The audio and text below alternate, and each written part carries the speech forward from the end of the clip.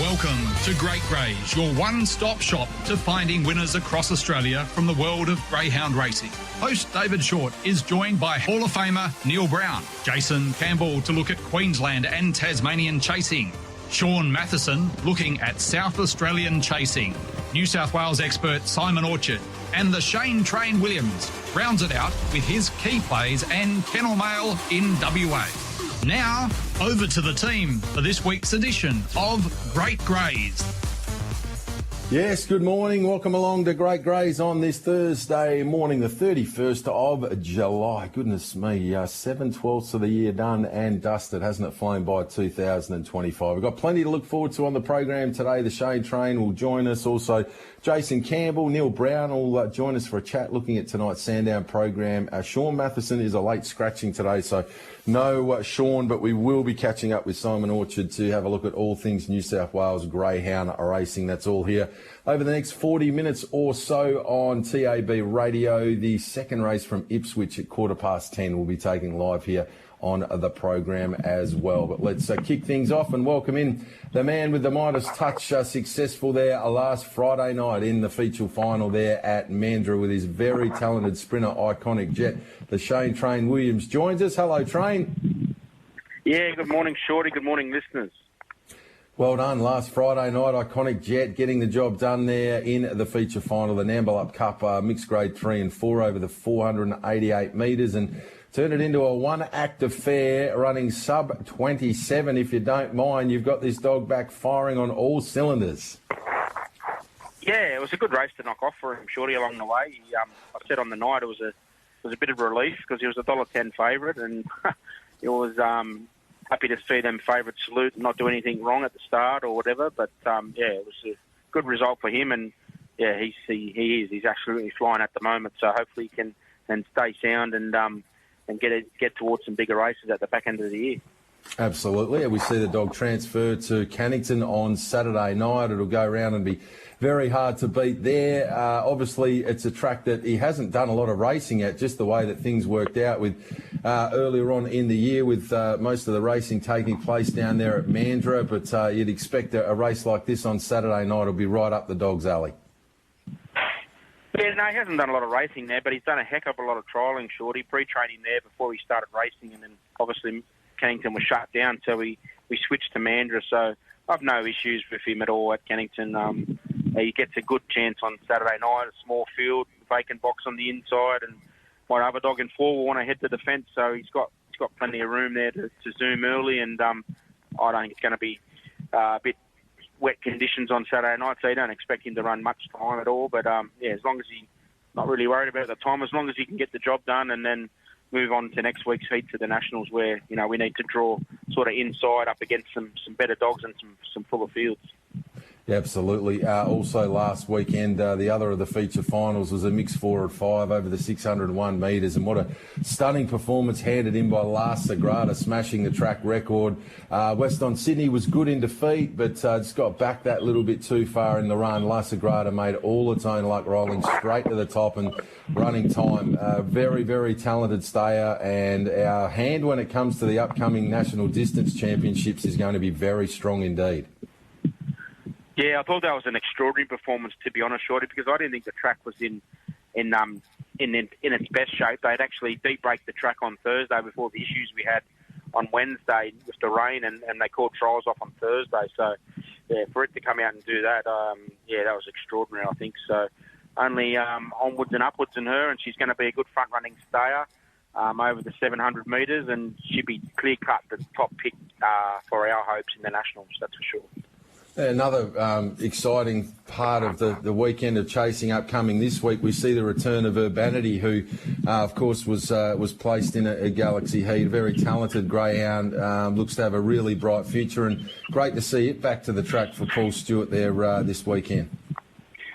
Yeah, unfortunately, when we last seen it in work, it was up over the 700, and I think she ran a place in the heat of the Galaxy heats, and obviously Paul hasn't been able to get it back in time for the national distance this season, but she might be a go in the sprint heats. You never know, but yeah, she's got to get through this series first, and yeah, very exciting. 29.49 winning your maiden you know you can run a bit. That's the truth, yeah. That's a hot standard to be setting earlier on. And Paul's also got Bastianini going great guns. Bezecchi was an impressive winner. The Master's got his kennel ticking along pretty nicely at the minute. Yeah, it's good to see a battler winning a few races, isn't it, Shorty? No, he's going really well. He's got a nice team of dogs. And, Bezecchi obviously going to be heading to the distance heats as well. And, he's put to bed all the theories that some people thought he couldn't get the 700. He's won his last two very well. Ryko Tedesco was popular last week. Unfortunately, didn't quite get the job done. What came out of that run, and what are you expecting this week with Ryko Tedesco?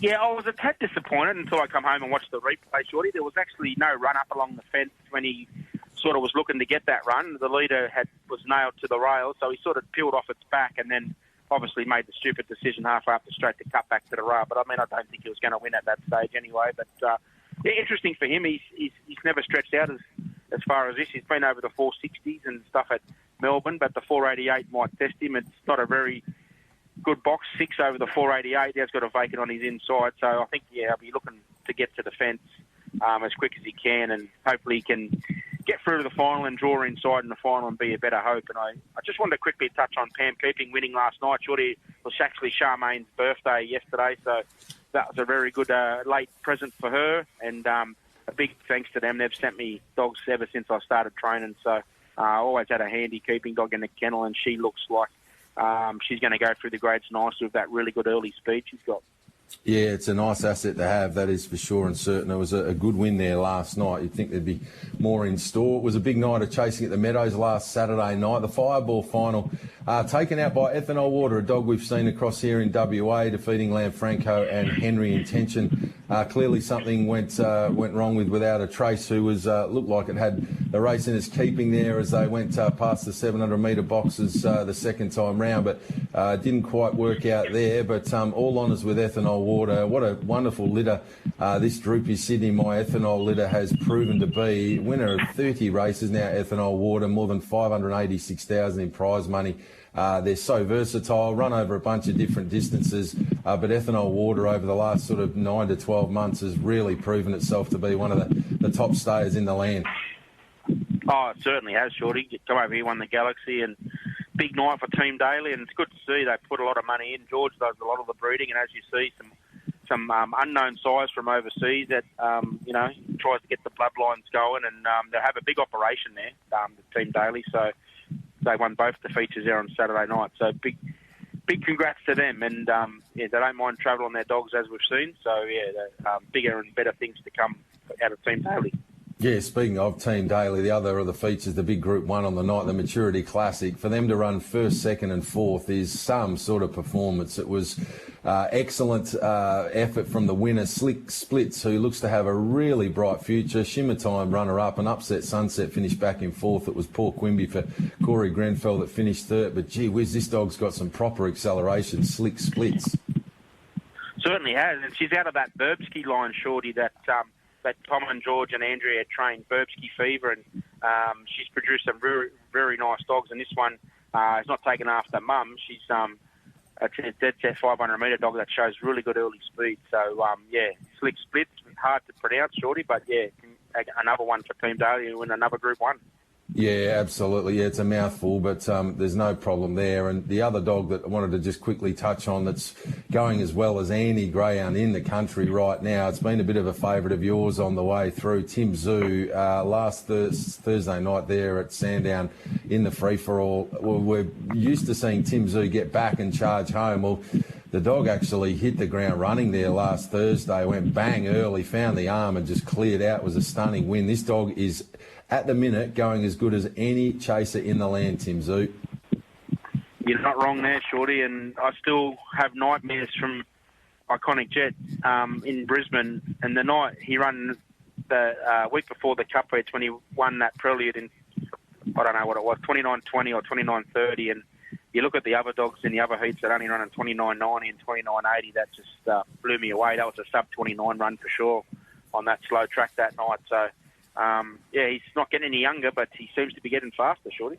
Yeah, absolutely. He's putting it all together. He's a really, really nice dog, Tim Zoo. All right, trainer, let's get your thoughts for chasing tonight there at Mandurah. We've got a pretty interesting card to look forward to. 12 races there. Take us through your best bets on the program. Yeah, I'm quite confident tonight. Normally on a Thursday night, I sort of tread warily, but I don't mind the 3 tonight, Shorty. We'll kick it off race 5, number 8, Stu McFly.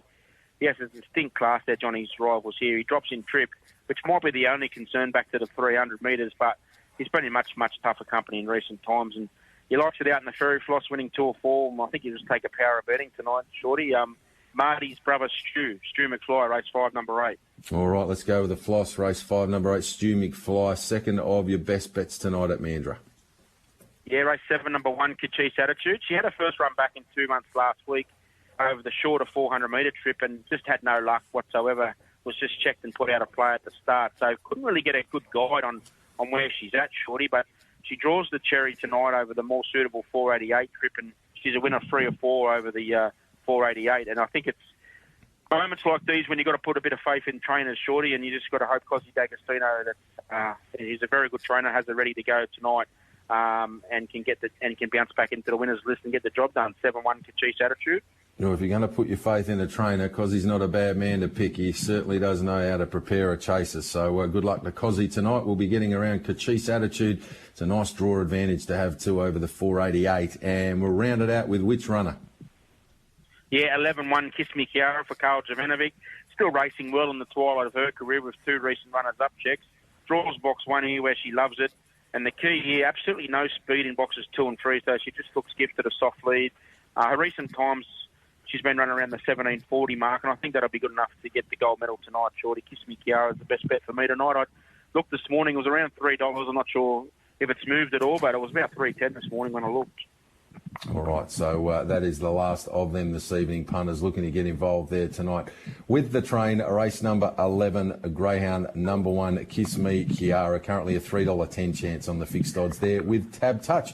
Beautifully done, train. We'll catch you tomorrow morning on the Sports Daily with Digby and Taylor Cortland. Your standard slot there just after 6:30. Until then, many winners. Thanks, mate. Talk then. There we have it, the Shane Train Williams. We'll throw back to Maddie, take this next race from Ipswich, and when we return, we'll be catching up with Jason Campbell. You're listening to Great Greys on Tab Radio. Well, it's now 17 minutes after 10, time to catch up with Jason Campbell. Great to have him back on the program after the dreaded man flu last week. Let's find out how he's tracking on this Thursday. Hello, JC. How are you feeling?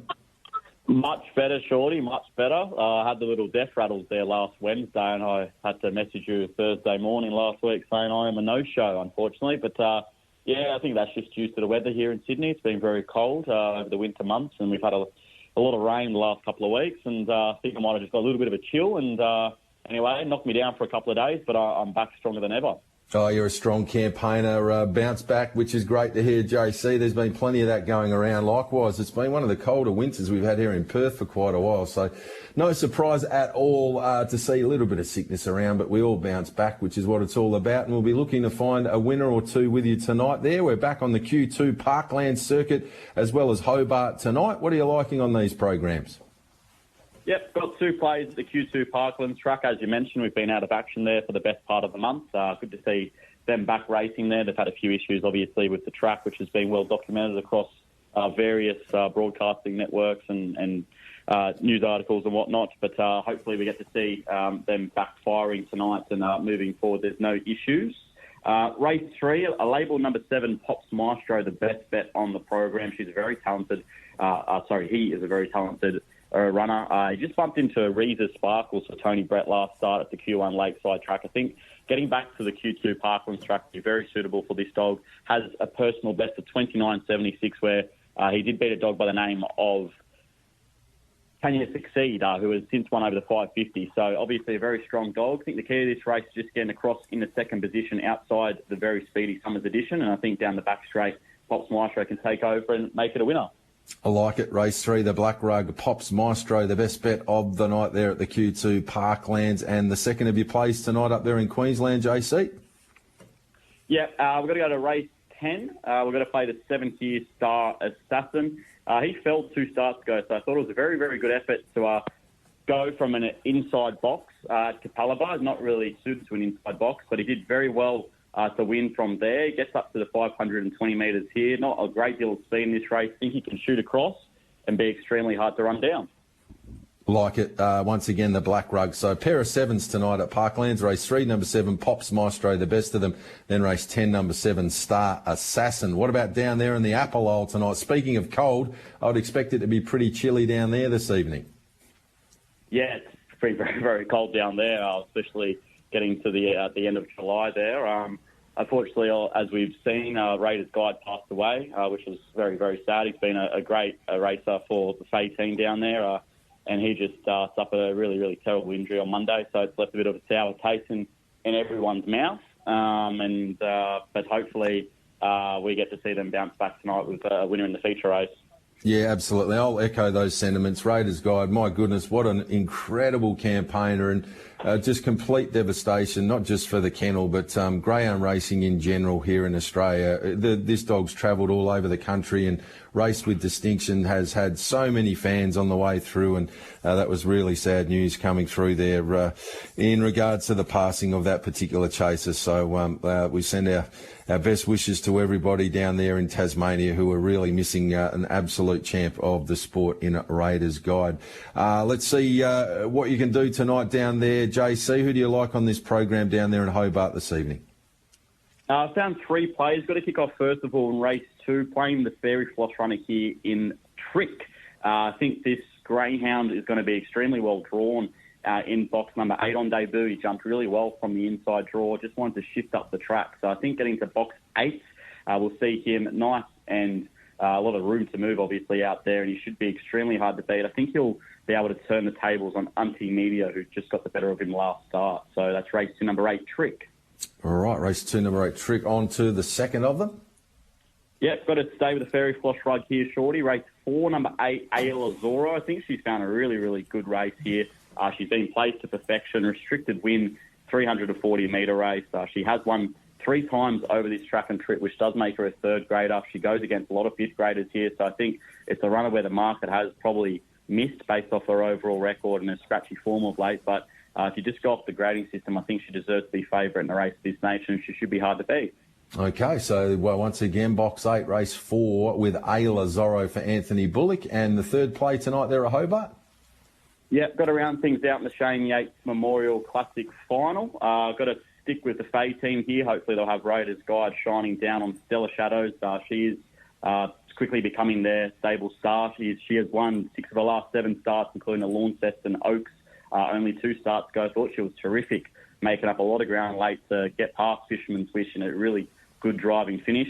I think she does deserve to be favourite in this race. You got Pollinator Ken, who's a little mate to Fisherman's Wish. They're both got to clap the speed on in front. I think if Stella Shadows can just lob in the 3rd or 4th, might be starting to walk to the booth quite early there, Shorty, because she's extremely strong, and you'll see her eat the ground up down that very, very long home straight.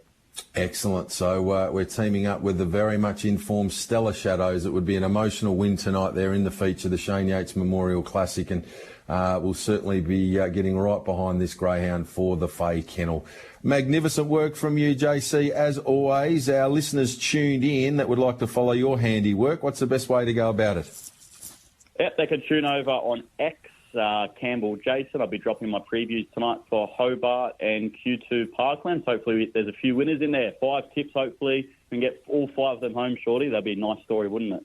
Oh, it would be a nice story. We'll be cheering hard for the successful handful this evening, JC.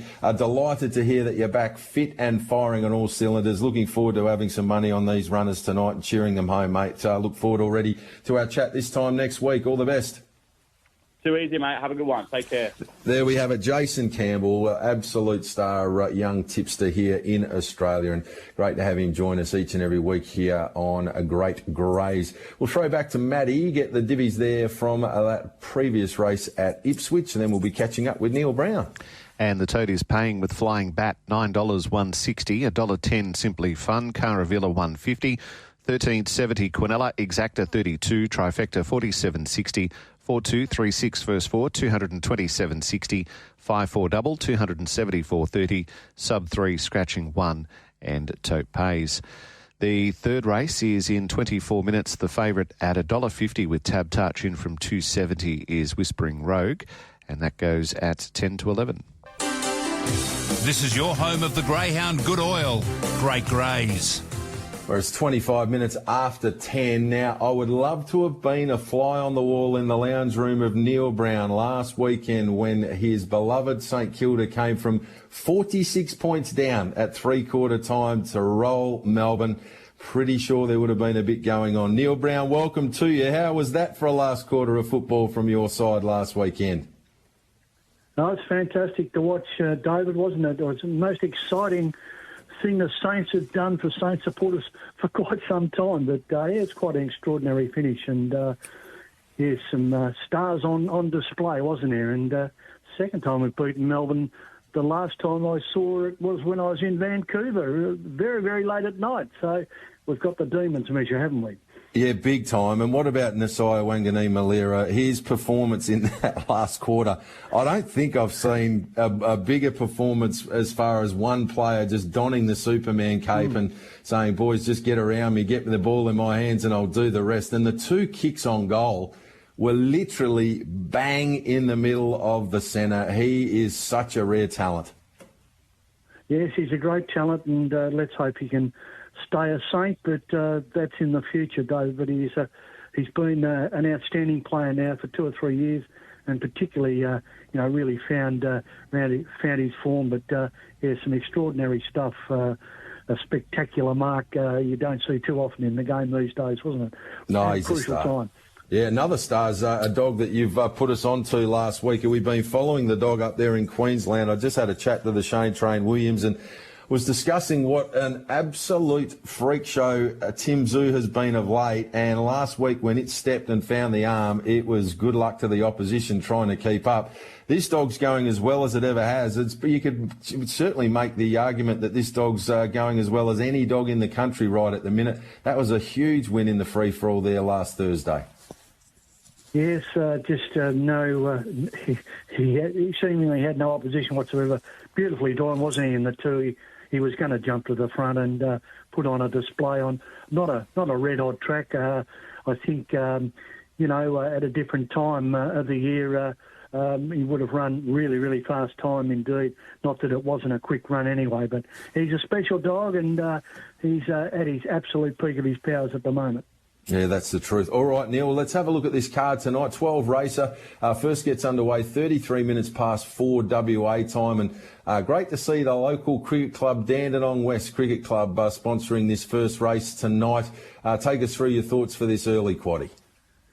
Yeah, played a few games there, David, against the Dandy West boys. They've been around for a very, very long time. Be nice to have them out at the club tonight. I'm only going to take two here, 8 and 6, smallish field. Poor Zandy's the one on top for me. Might have a bit more early pace that we saw on display last week. Might be a bit quicker than the 6. Ran 5:05, and I think it looks the one to beat. But I'll just take 8 and 2, going pretty narrow in a couple of these legs of the early quad race. Number 2 here, 5:15, grade 6. I'm going to take 6 and 4. I was pretty impressed with Flying Intention. Looks a real improver. Had the red last week, so a bit more difficult, but it's only a small field tonight, and I think it can win. We'll take 6 and 4. In race number 3 here at grade 5 over the 5:15, I'm going to take 1, 2 and 5. I think the red runner Select Chiron can win the race, goes well here. 3 and 2 from 9, has one over the 5:95 as well, and has a 29:41 win on the track. So I think it's the one to beat, but going to take 2 and 5 as well. And rounding the early quaddie off in the grade 5 over the 7:15, I'm going to take Set the Sizzle to win the race. I'm going to take 1, 4, 7. Strong kennel in form. Nice lead up to this 7:15. We'll be in front, I think, and the others have to run it down. So on top, Set the Sizzle, we're going to take 4 and 7. Moving into quaddie now, they've almost made it very difficult to get to quaddie tonight with this first league. It is a dead set field job. I went through it many, many times, and I'm going to take, I've never done this, David, 1, 2, 3, 4 and 6. I'm leaving the 7 and 8 out, and I'm not discounting them from winning the race. About the only thing I like about it, David, is the name of the race, because I'm looking forward to karaoke on August 16. And that is the name of the first leg. Very wide open field job here. Let's see if we can find it in those 5. In no particular order, David. On to the 6th, and a 5.15 free-for-all here. I'm going to take 2, 4 and 1. I think they've all got chances. I like the 2 on top. Motion sensor. Nice draw. Empty box on his outside. He's got a slow beginner around him and slow beginners around him, and I think he can lead all the way. The 4, Flying Zulu, can never deny its class. I'm just concerned that it hasn't begun in a race for quite some time. It's a miss the start, and we've got to go back to nearly the Harrison-Dawson final where it led all the way here. Great record at Sandown, 9 wins. Can't discount him. And I think the Red's got some sort of chance from there. But 2 and 4 probably dominate the race. Race number 7, here is a 5.15, mixed grades 4 and 5. I'm going to take 1 and 2 only. We've got a scratching out of it. It's a very small field. Delegate, fastest maturity winner from the red box, fell out in the final, has won here in 29-26. It's 3 wins from 4 starts when it's had box 1. I think it's well drawn. Can't deny Scalacci's class. 2 wins on the trot. A Monday mixed here and a veterans race at Shepton. So I think he's been very well placed his last 2 winners. But he's got lots of ability, hasn't he, Scalacci? You've got to take him 1 and 2. Rounding out the quaddie, very open race to finish off, 6, 7 and 8 here over the 5.95 free-for-all. I'm going to take the 6 on top. It's a favourite dog of mine, Whereas Bali. He really runs a bad race. I think he's always going to be handy to lead in this one tonight, and one of the, certainly a main chance. And the other 2, Intrepid Bale, beautifully drawn last week in the red. That's where he likes to be.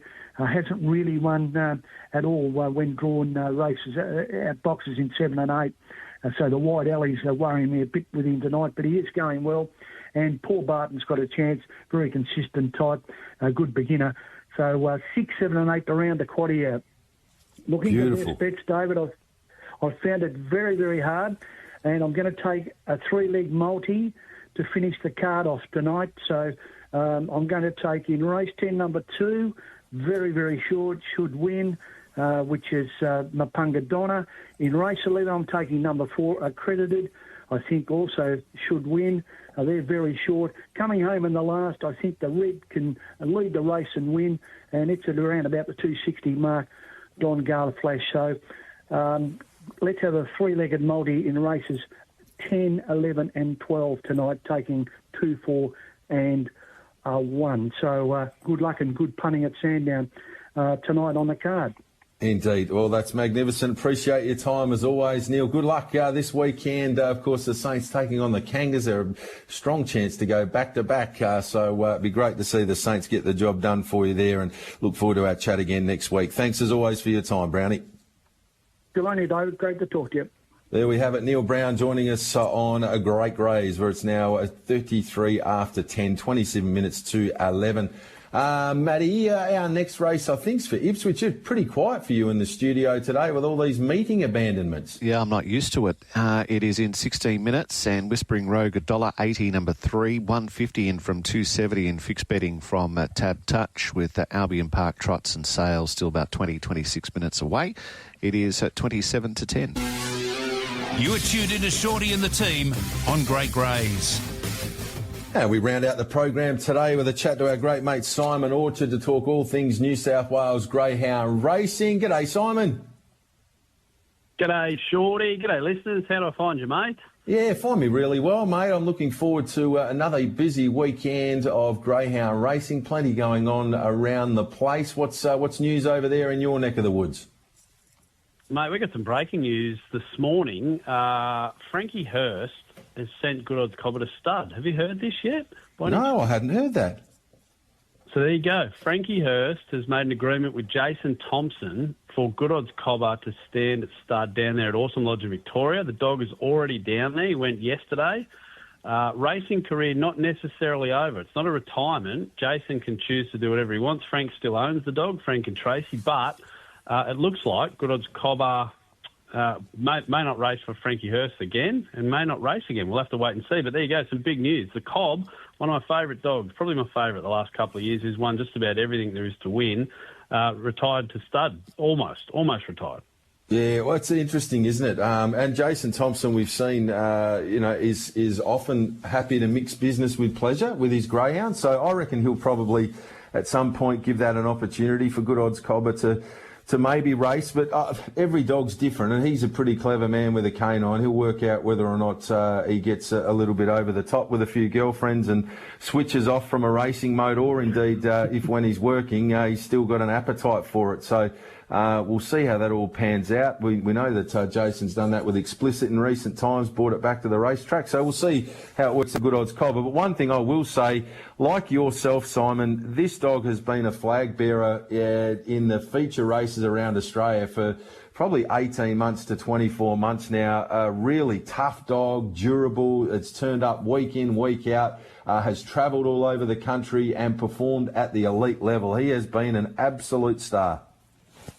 Yeah, you're spot on, mate. I couldn't have said it much better myself. He hasn't ducked or dived or dodged any good dogs, no matter where they've gone. Frank and Tracy have arrived on track, and more often than not, they've come away with the spoils. 39 wins from 68 starts, another 15 placings, and he ticked over the $1 million earners into that list on the back of that Brisbane Cup washout, which is probably not the way that I guess Connections wanted to do it, but still, the prize money being evenly distributed, he ticks over $1 million. So there you go. It's not very often that, I think Frank said, people get $1 million dog. He's had two, Good Odds Shortte and Good Odds Cobber. And you're spot on, mate. We've seen what Explicit has done. It wouldn't surprise me if Cobb maybe sells a few straws, and then maybe, who knows, the $1 million chase is a couple of months away. He could come up. He's still at the peak of his powers. He's won Group 1, 2, 3 races already this year. And you look through the breed, tell you what, obviously Fernando Bale, but Good Odds Megan, who is a full sister to none other than Feral Frankie and Good Odds Shortte as well, Shorty. So there's a great breed. It goes all the way back through Solar Pack and Tiffy and Chris O'Brien and all the great work and all the great dogs that have come out of that line. So an interesting timing, mate, as well, of course, with Fernando Bale officially retired from stud duties yesterday as well. So here we go. Watch this space with Good Odds Cobber.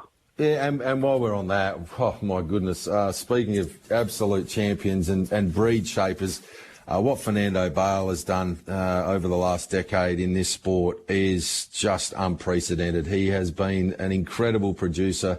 He has thrown to pretty much every different line that's been thrown to him through that period of time.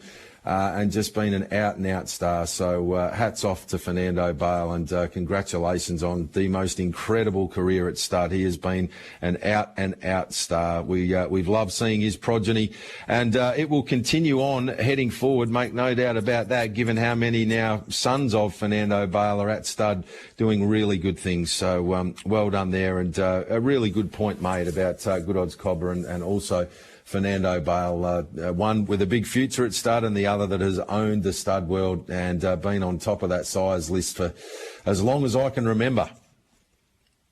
Oh, you're spot on, Shorty. I think I was reading this morning that he's approaching the $200 million in earners from his stud career alone, and had over 53,000 winners, which is just, it blows your mind, doesn't it? Everyone, even the casual fan, I reckon that's the good indication of the legacy that this dog has left on the sport. The casual fan knows about Fernando Bale, and it's not often that you go down to a general pub and you hear, anything but Fernando Bale. I know that dog. It's like Palawa King, who was racing recently and retired as well. A lot of casuals will sit there and know these dogs, and that's what we need to help generate more interest in the sport, future owners, trainers, participants, or just greyhound lovers. Yeah, so true, so very true. And, it's 53,000 winners. Cut it out. That is a phenomenal number when you break that down, isn't it? Oh, mate. Most people out there are just clamouring to get one. So that's the truth. A maiden win, just something. Give us something. No, it's a wonderful job. I'm sure Frankie Hurst will be dreaming of a career like that. But look, someone's got to pick up the slack. We know Tommy Shelby's been doing a wonderful job. I mentioned Feral Frankie before. I think he's having his best year, or at least one of his best years to date. We're looking. The next emerging size, mate, where are they going to come from? And as I mentioned, Good Odds Cobber, I don't reckon you could do a lot better in the last couple of years. Explicit's the name on everyone's lips, or at least was 6 months ago, and Cobber now hopefully will generate a lot of interest because the Hursts are great people and they deserve all their success. Yeah, and we're thinking a bit of Frank as well. Like, if, you know, he really does get attached to his greyhounds, and, you know, travelling around with this fellow and being incredibly proud. He's one of the great characters in Australian greyhound racing, Frankie Hurst, and he's great for the sport, and I can just imagine the bond that he would have built with this dog. And for him to now, he understands the process and what has to happen. It's the next phase of his life, but I'm tipping that he'll be missing him for a little while. Oh, you're spot on, mate. I think him and Tracy not necessarily wrestled with the decision, but put a lot of thought into it. The dog went up to Brisbane and was racing really well up there for Dave Irwin.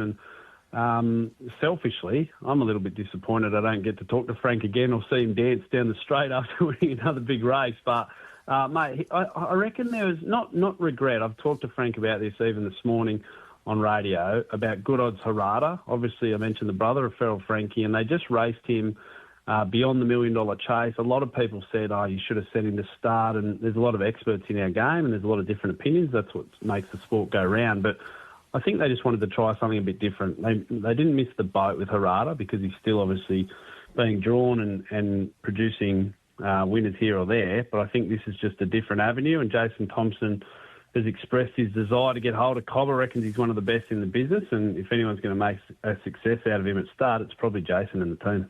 Yeah, absolutely. I look forward to seeing the pups of Good Odds Cobber on the ground in the upcoming years. That is for sure and certain. All right, Simon, I'll handball across to your good self.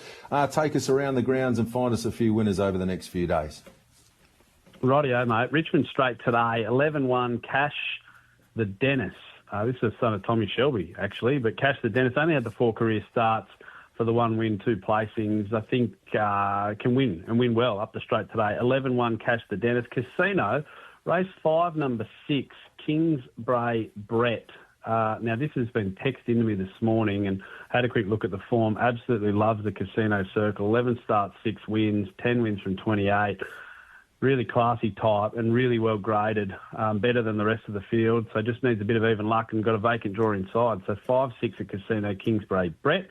Dapto, 3-3 white and black. That's 3-3 at Dapto tonight, white and black. And stay tuned, mate. Jump on the dogs, I reckon, maybe now or even in a few hours' time, and you can read more about what's happening at Dapto. We've got some big news, a big announcement to come there. And then Wenty Park tonight, 5-3 Zipping Kirk is our best bet. Shane Stiff told me this morning that Sooty Keeping, who is back in New South Wales, race 8, number 6, is a pretty good price. $4.80, I think, last time I checked, for a dog that's run a Group 1 already this year and has a couple of vacant lids outside. So 8-6 Sooty Keeping. All eyes on thedogs.com tomorrow as well, mate, for the Zoom Top Maiden final. It's dominated by the Lord camp. I couldn't pick a winner. So many young dogs, so much can go wrong, and Goulburn's a tricky track, but watch that with interest. And then if you want to have a play Saturday, 4-4 Late Night News, hoping that he can bounce back into the winner's circle. It's been a little while between drinks, I think 3 months or so. Been racing in a lot of good races, but I think 4-4 Late Night News has found a race that he can win. Excellent. That's Saturday night, race 4, number 4, Late Night News. Richmond the Straight, 11-1 at Cash the Dennis. Casino, 5-6 Kingsbray Brett. Dapto, 3-3 white and black. And tonight they're at Wenty, race 5, number 3, Zipping Kirk, and race 8, number 6, Sooty Keeping. Simon, magnificent. Really appreciate your time here on Great Greys on TAB Radio. It's been excellent talking a little bit of stud talk today with Fernando Bale and obviously Good Odds Cobber there. And we'll be keeping a very close eye on thedogs.com for all of the latest this upcoming weekend. Have a ripper weekend, Simon. You too, mate. Hooroo. There we have it. Simon Orchard joining us to round out Great Greys on this Thursday morning. I have been in contact with Sean Matheson. Unfortunately, he had an urgent work meeting that he had to attend, so he has said if he gets the chance, he'll fire through his tips for tonight's program there at Angle Park. And if they do come in time, I will post them up on the blog later on this afternoon for the Great Greys fans. If you've missed it there and you want to have a look tonight for Sean's, we'll see if we can include them on the blog post tonight there for a Great Greys. Matty McDermott, as always, appreciate your magnificent work there at TAB Radio headquarters, putting it all together. And a final shout out to our man Timmy Walker, who has been a wonderful worker for this station over the last decade. He got a bit emotional this morning, the young fella, and that's completely understandable. I can say that having been in that chair for a long period of time, you become so ingrained with what's going on and so in tune with the industry and the people that are involved. And it's, while he's got a new chapter to get along to, it's, I guess, this morning's the dawning that, it's a chapter of his life that's coming to a close. But he can walk away incredibly proud of the job he's done on TAB radio. Matty, I know you echo those sentiments, and we wish him all the very best in his new venture across there at Cricket WA. I can tell you what, Shorty, the amount of messages that have come through on the SMS from our listeners, and we do have lots, and all of them have given him the best well wishes you'd ever want to read here when you're in. Next time here, Shorty, just have a little perusal through. So when you get that kind of response, you know that you're doing the right thing.